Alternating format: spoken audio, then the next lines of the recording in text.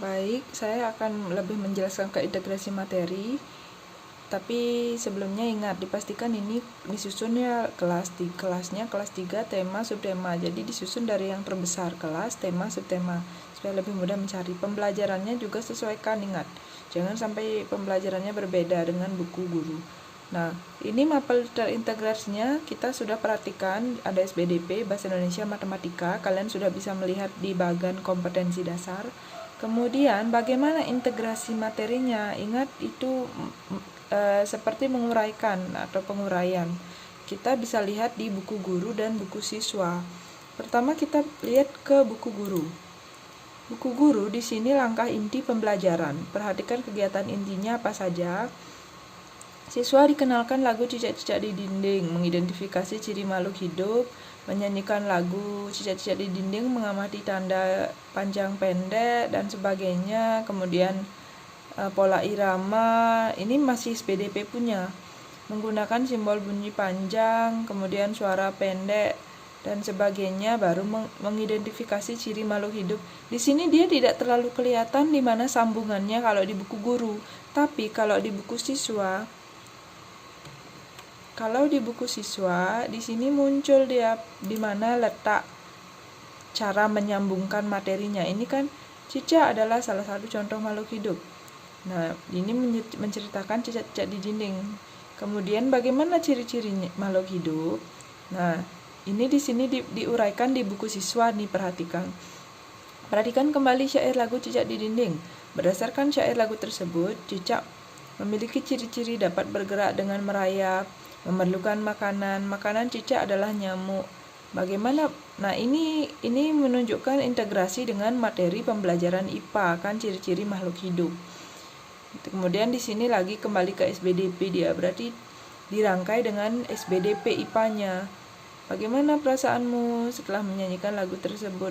Kemudian kembali ke tanda lagu. Kemudian ini masih juga panjang pendek bunyi, masih baru. Terus bagaimana rasanya jika hanya memiliki pola panjang pendek? Nah, kemudian lanjutannya ke sini. Ikan juga makhluk hidup. Tadi kan sudah mengamati mengenai ciri-ciri cicak. Kemudian ini dilanjutkan ke ikan. Ikan juga makhluk hidup. Ikan memiliki beberapa ciri yang sama dengan cicak.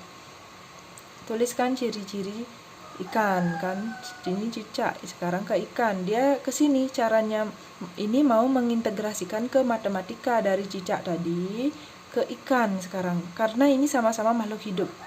Kan IPA. Cicak tadi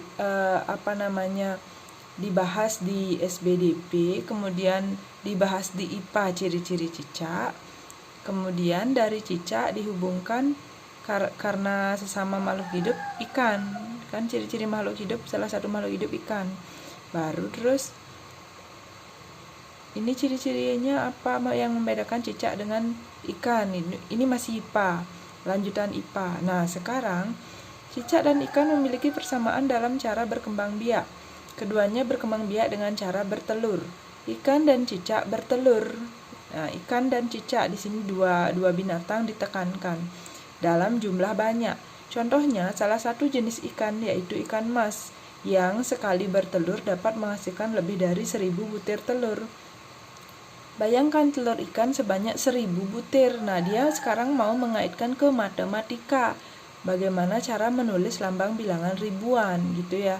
Jadi mengalir dia dari tadi SBDP, kemudian menyanyi lagu cicak, mempelajari panjang pendek bunyi, kemudian lanjut ke ciri-ciri makhluk hidup lainnya, yaitu ciri-ciri membedakan ciri-ciri cicak dan ikan, apa perbedaannya. Dari ciri-ciri itu kan ada ciri-ciri makhluk hidup bertelur. Ikan bertelur banyak, telurnya sampai ribuan. Gimana caranya menulis angka ribuan? Nah, di sini kan kelihatan materinya sambung menyambung dia, tidak terlihat sekat-sekatnya gimana. Jadi, kalian bisa uraikan di sini di integrasi materinya. Siswa, nah ini kan mapelnya sudah kelihatan tadi ya, SBDP, IPA nih ya, IPA, salah bukan Bahasa Indonesia. IPA, SBDP, IPA Matematika, sesuaikan nanti. Integrasinya siswa diajarkan lagu cicak-cicak di dinding sesuai bukan cicak-cicak di dinding. Nah, ini dihapus. Siswa diajarkan lagu cicak-cicak di dinding. Kemudian dari lagu itu diajarkan bunyi panjang dan bunyi pendek sesuai mapel SBDP. Jadi kelihatan di sini dia membahas SBDP. Lalu diintegrasikan dengan mapel IPA, yaitu menyebutkan ciri-ciri cicak, kemudian ciri-ciri makhluk hidup lainnya seperti ikan. Cicak dan ikan bertelur. Nah, ini integrasi dengan IPA udah tadi isi. Cicak dan ikan bertelur. Ikan mas bertelur lebih dari 1000 butir. Kan gitu tadi di pembahasannya. Kemudian siswa diajak untuk menulis lambang bilangan ribuan. Lalu mengurutkan bilangan ribuan. Nah, materi ini diintegrasikan dengan mapel matematika. Jadi kelihatan dia sambung menyambung. Kita kembali lagi di sini. Kan menuliskan lambang bilangan ribuan. Nah, kemudian mengurutkan di sini, susunlah bilangan ribuan itu. Nah, di sini matematika dia. Setelah matematika selesai sudah. Berarti segitu, begitu alurnya. Jadi kalian harus membaca buku siswa, juga membaca buku gurunya. Nah, di sini kan di buku guru ini di inti pembelajaran tadi mengisi ciri-ciri makhluk hidup. Nah, ini ciri-cirinya apa? Di buku guru lebih dijelaskan apa saja ciri-cirinya. Ini jawabannya ada di sini di buku guru. Soalnya ada di buku siswa. Jadi kalian bisa melihat kedua-duanya untuk merangkai nanti di mana sih letak kuncinya untuk merangkai gitu. Nah, ini ciri-ciri makhluk hidup. Nah, di sini disebutkan. Jadi guru nanti punya bahan untuk mengajarkan siswa apa saja ciri-ciri makhluk hidup. Jadi tidak hanya cicak dan sebelum ke ikan menyebutkan secara utuh apa ciri-ciri makhluk hidup secara umum gitu. Nanti baru ke ikan. Nah, setelah ke umum tadi kan ciri-ciri makhluk hidup yang lainnya, baru membandingkan gambar cicak dan ikan. Baru ke matematika, berlatih menulis lambang bilangan, baru penutup. Berarti selesai dah. Kalian cukup memperhatikan kegiatan inti di buku guru dan juga kegiatan di buku siswa. Nah, segitu. Tapi terkadang ada, kalau misalnya ada buku guru yang tidak isi mengintegrasikan, dia masih terlihat sekat-sekatnya, tuliskan saja itu ya. Apapun yang ada di buku guru, itu yang kalian perlu tuliskan, itu yang kalian ceritakan di sini. Integrasinya seperti itu. Saya harap kalian sudah paham dengan penjelasan saya bagaimana caranya mengintegrasikan.